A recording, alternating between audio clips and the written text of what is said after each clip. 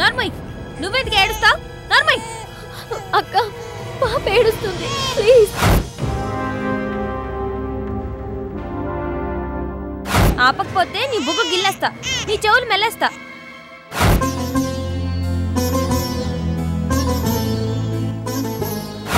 వదలమంటున్నానా?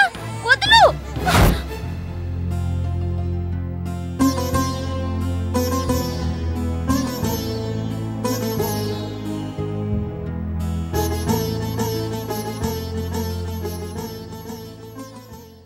అరే మా చిన్నారేం చేస్తుంది?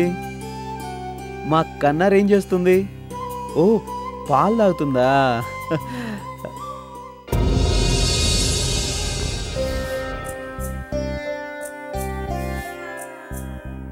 ఏమైంది రాధా? ఏం లేదు. ఏం లేకపోతే కళ్ళలో నీళ్ళేంటి? ఏమండి, హాస్పిటల్లో అక్కను అలా చూసినప్పటి నుంచి నా మనసంతా దిగులుగా ఉంది. నా వల్ల కాదు. అక్కను అలా ఓ పిచ్చితనలా హాస్పిటల్లో ఉండి చూసి భరించడం నా వల్ల కాదు. కానీ ఏం చేస్తాం రాధా? హారిక పరిస్థితి నీకు అర్థమైందిగా. అర్థమైంది కాబట్టి చెప్తున్నానండి. ఏంటి? అక్కని మనం ఇంటికి తెచ్చేసుకుందాం. రాధా? అవునండి. అక్క మానసికంగా దెబ్బతినడానికి, ఇలా పిచ్చిదానిలా అయిపోవడానికి కారణం భగవంతుడు టెడ్డీని దూరం చేయడమే. తెలుసు రాధా, కానీ తెలిసి ఏం చేయలేకపోతున్నాను. ఎన్ని మందులు వాడినా, ఎన్ని ట్రీట్మెంట్స్ ఇప్పించినా హారికలో ఏ మార్పు రావడం లేదు. వస్తుందండి, తప్పకుండా మార్పు వస్తుంది. అక్కని మనం ఇంటికి తెచ్చేసుకుంటే దూరమైన టెడ్డీని పాపలో చూసుకుంటుంది. టెడ్డీ కోసమే పిచ్చిదైపోయిన అక్క పాపకి దగ్గరైతేనే మళ్ళీ మామూలు మనిషి కాగలుగుతుంది. నాకు ఆ నమ్మకం ఉందండి. ప్లీజ్, అక్క లేని ఇంట్లో ఉండటం నా వల్ల కావడం లేదు. అక్కని ఇంటికి తెచ్చేసుకుందామండి. ఆ ఇచ్చే ట్రీట్మెంట్ ఏదో ఇక్కడే ఇప్పిద్దాం. అక్కని కళ్ళల్లో పెట్టుకొని చూసుకుందాం. అలాగే, సాయంత్రం రెడీగా ఉండు. నేను హాస్పిటల్ నుంచి రాగానే హారిక దగ్గరికి వెళ్దాం. సరే, నేను బయలుదేరుతాను.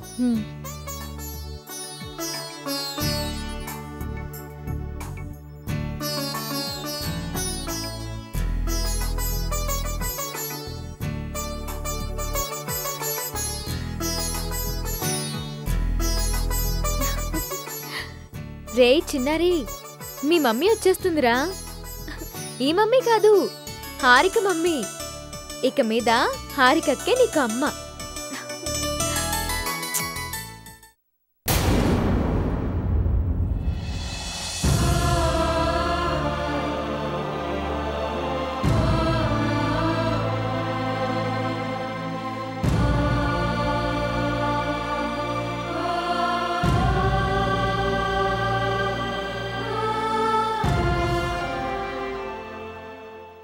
హాయ్ చంద్రమా. పని టైంలో నన్ను విసిగించుకు. ఈవిడకి కరెంట్ షాక్ పెట్టాలి. డాక్టర్ గారు వచ్చేసరికి అన్నీ రెడీ చేయమన్నారు. ఈ మాత్రం కరెంట్ షాక్ ఇవ్వడానికి డాక్టర్ గారే రావాలా? లేకపోతే నువ్వే ఇస్తావా? సొమ్మొకరిది సోకొకరిది అన్నట్టు ఈసీజీ టెస్ట్ ప్రతిసారి ఎవరు చేస్తారు? నువ్వు, నేను. చేతులు కట్టుకొని సూపర్వైజ్ చేసేది మాత్రం డాక్టర్ గారు. ఇక్కడ మొత్తం పనంతా ఆయనే చేస్తున్నట్టు పెద్ద బిల్డప్. అది తీసుకో చెప్తాను.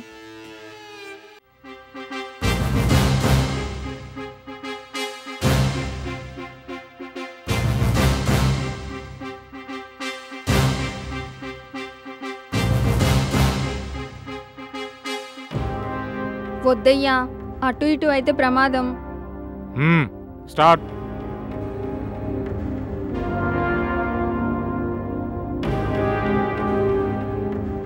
ఏం పర్వాలేదు, నేనున్నాగా. ప్రొసీడ్.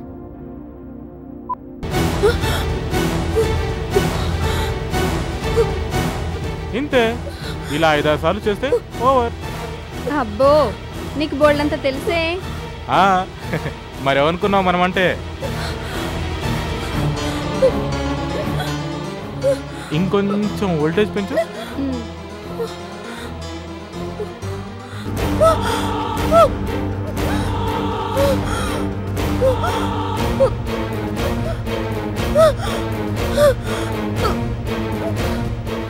ఏయ్, ఇబ్బంది పడుతున్నట్టు ఆపే.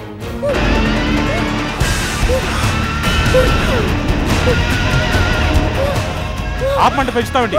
హై వోల్టేజ్ చచ్చిపోతుంది.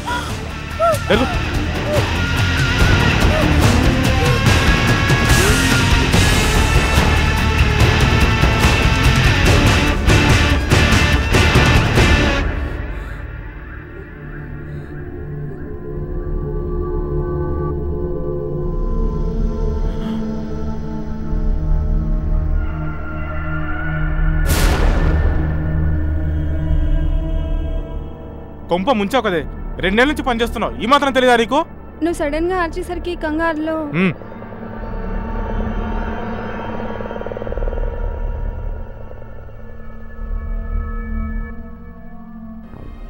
ఏమైంది? ఛా, హై వోల్టేజ్ తో ఫ్యాంట్ అయిపోయింది. అమ్మో, ఇప్పుడు డాక్టర్ గారు వస్తే ఎలా తిట్టిపోస్తారు? తిట్టిపోయడం కాదు, ఇద్దరిని ఉద్యోగాల నుంచి తీసేస్తారు. ఇప్పుడు మరి ఏం చేద్దాం? ఈ సంగతి బయటపడితే ఇద్దరిని ఉద్యోగాల నుంచి తీసేయడం కాదు, హాస్పిటల్ ముందు జంటగా అడుక్కు తినాలి. ప్లీజ్ నువ్వే ఏదో ఒకటి చెయ్యి. ఈ ప్రాబ్లం నుంచి బయటపడాలంటే ఒకే ఒక మార్గం ఉంది. ఇది హాస్పిటల్ నుంచి తప్పించుకున్నట్టు మనం చెప్పాలి. అమ్మో, ఇంకో దారి లేదు. కానీ ఎలా? నువ్వేం భయపడకు, ఇదంతా నేను చూసుకుంటాను. నేను బయటికి వెళ్ళి వ్యాన్ రెడీ చేస్తాను. ఈలోగా నువ్వు ఈ చీరను మార్చి అలాగే. ఆ రక్తం కనపడకుండా తుడిచే, సరేనా? సరే. ఓకే.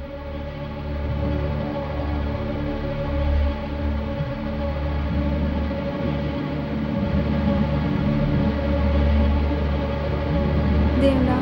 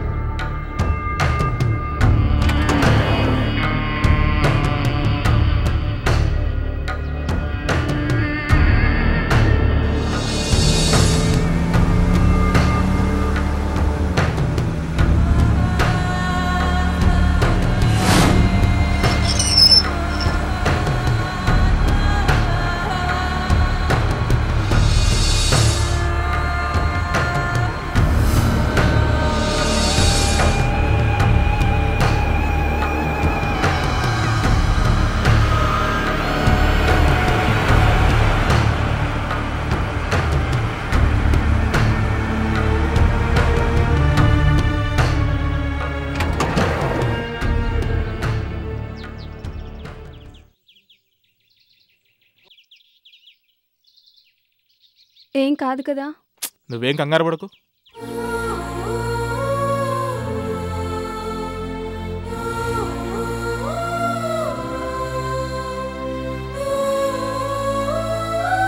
ఏంటలా చూస్తున్నావు?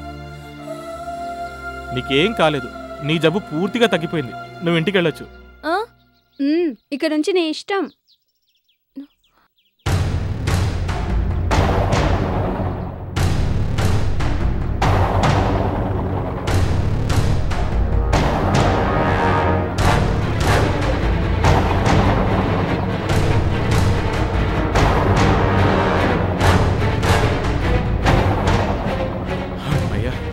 పీడ విరగడైపోయింది. ఈ సంగతి ఎవ్వరికీ తెలియదు. ఎక్కండి.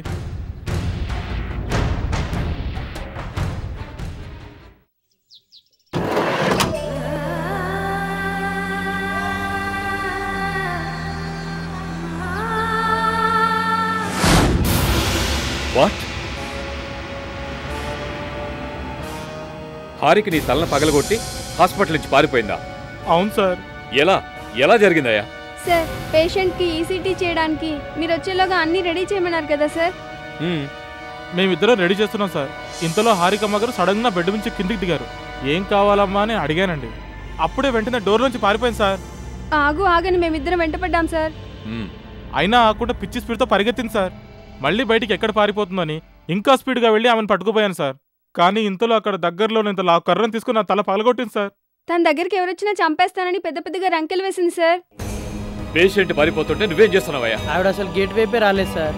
తను పారిపోవటం చూసి నేను వెంటబడితే కాంపౌండ్ వాళ్ళు దూకి పరారైంది సార్. అవును సార్, మీ ఇద్దరం కలిసి వెంట పడితే చేతికి అందిన రాళ్లతో కొడుతూ పారిపోయింది సార్. అందుకే వెంటనే మీకు ఫోన్ చేశాను సార్. పాపం తన తలకి దెబ్బ తగిలి బాధపడుతుంటే నేనే ఫస్ట్ ఎయిడ్ చేసి కట్టుకట్టాను సార్. ఈ హారికకి ప్రతిసారి ఇది ఒక ఆట అయిపోయింది. తన పిచ్చి ముదిరి నా ప్రాణాలు తీస్తుంది. ఇప్పుడు కిషోర్కి ఫోన్ చేస్తే ఎంత గొడవ చేస్తాడో. ఈ మెంటల్ పేషెంట్తో నాకు మెంటల్ ఎక్కిపోయేలా ఉంది. Horrible, really horrible. సరే, నువ్వు వెళ్ళి రెస్ట్ తీసుకో. అలాగే sir.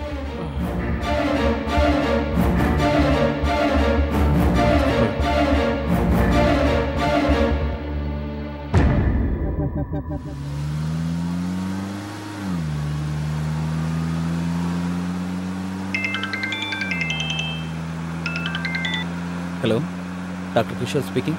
I'm sorry mister Kishore, Harika మళ్ళీ తప్పించుకుంది. వాట్? ఈసారి సైలెంట్గా కాదు, వైలెంట్గా. పారిపోతుంటే ఆపుపోయిన మా కాంపౌండర్ బుర్ర బద్దలు కొట్టి మరీ పారిపోయింది. No, I can't believe it. But it's true. రోజురోజుకి హారికలో ఉన్మాద లక్షణాలు ఎంతగా పెరిగిపోతున్నాయో చెప్పడానికి తల పగిలి కట్టుకట్టించుకున్న మా కాంపౌండరే సాక్ష్యం. కళ్ళారా చూసిన మా స్టాఫ్ అందరూ సాక్షులే. What the hell is happening there? Patient పారిపోతుంటే అందరూ కళ్ళప్పగించి చూస్తున్నారా? నో మిస్టర్ కిషోర్, హారికను పట్టుకోవాలని వాళ్ళందరూ ఎంతగానో ప్రయత్నం చేశారు. కానీ లాభం లేకపోయింది. వెంటపడ్డ వాళ్ల మీద చేతికందిన రాళ్లు విసురుతూ పారిపోయింది. మెయిన్ గేట్లోంచి వెళ్తే సెక్యూరిటీ పట్టుకుంటాడని తెలిసి కాంపౌండ్ వాళ్ళు దూకి మరీ పారిపోయింది. No no doctor, something is wrong. ఎక్కడో ఏదో పొరపాటు జరిగింది. ఎస్, జరిగింది. కాదు, పెరిగింది.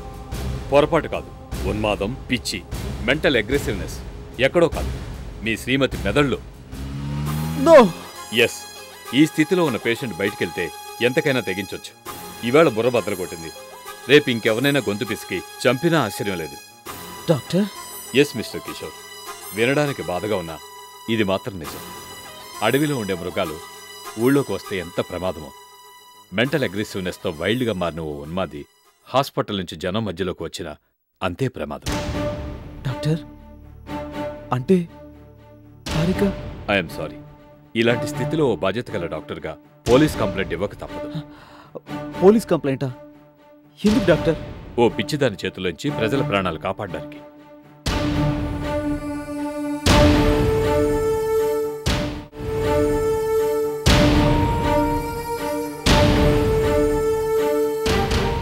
ఇదేనా ఆ పారిపోయిన పిచ్చిది?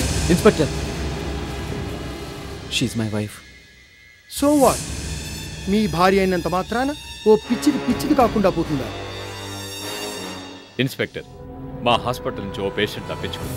ఇదిగోండి complaint. Her condition is very very aggressiveness. ఎలాగైనా వెతికించండి, వీలైనంత త్వరగా పట్టుకోండి. అంత డేంజరస్ కండిషన్లో ఉందా? నోను, అలాంటిదేం లేదు సార్. నా భార్య చాలా సాఫ్ట్. చిన్నపిల్లలంటే దానికి పంచ ప్రాణాలు. మా పాప టెడ్డీ పోయిన దగ్గర నుంచి మెంటల్ పేషెంట్గా మారింది. ఎదుటి వాళ్ళు బుర్రలు బద్దలు కొట్టుకుని పారిపోయేంత వైల్డ్గా తయారు. అవునా?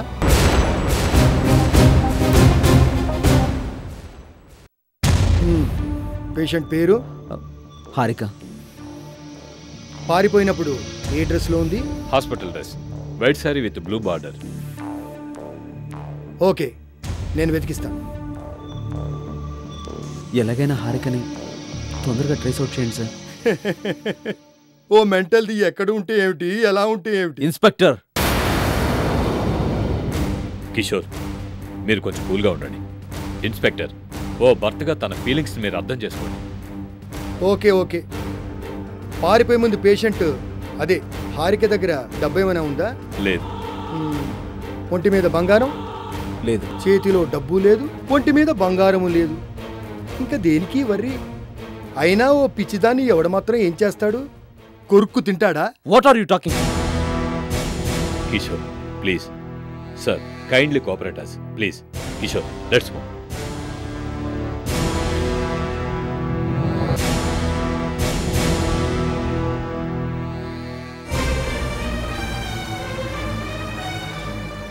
ఏంటండి?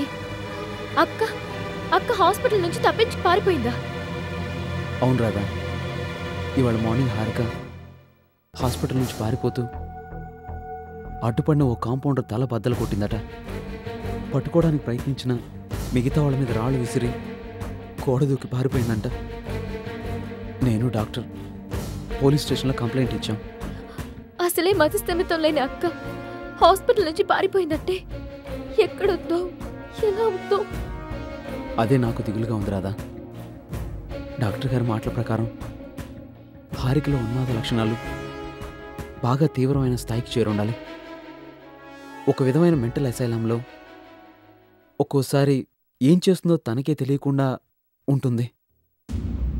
ఆ స్థితిలో ఉన్న పేషెంట్ ఎప్పుడు ఏం చేస్తుందో ఎవరికీ తెలీదు.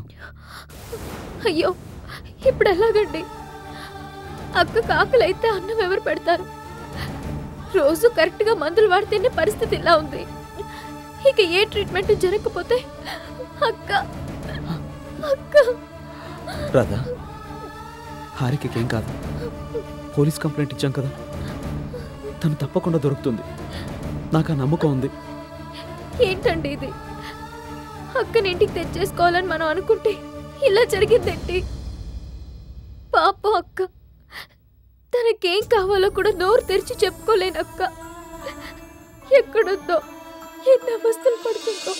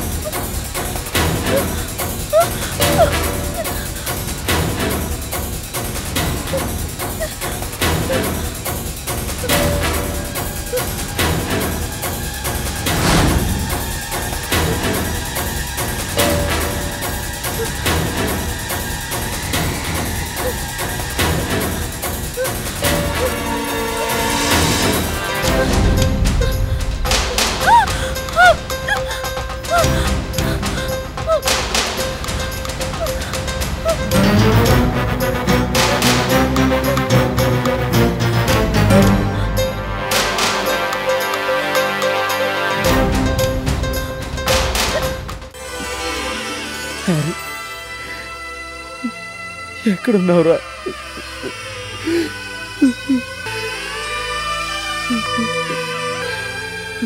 నన్ను మీలో ఒకటిగా చేర్చుకుంటే చేర్చుకుంటే ఆ రమ్యను దెబ్బతీసే ప్లాన్ చెప్తాను.